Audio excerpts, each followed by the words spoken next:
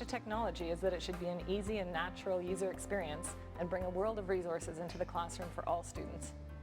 We're always developing new ways to bring the world to the fingertips of children.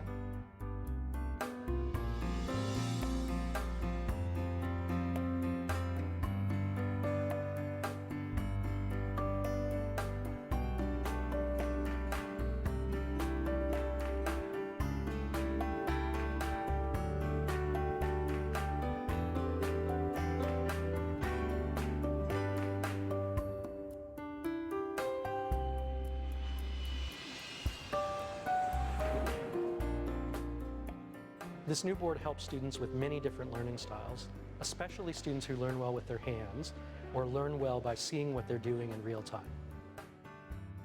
SMART's own digital vision touch technology is camera-based, and what that means is that the board can actually see what is touching it. So it could be a pen, it could be a finger, it could even be the palm of your hand, and the board knows what that is and behaves differently.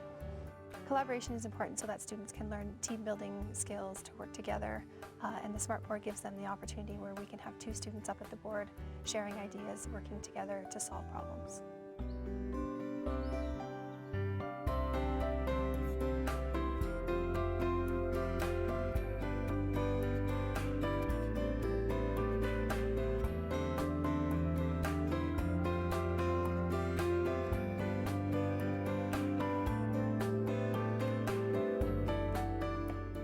With this new board, students can interact with the content on the board together, they can learn to collaborate, and they can model collaboration for the rest of the class. The goal is to create as many connections between people and their content as possible. The technology should be invisible.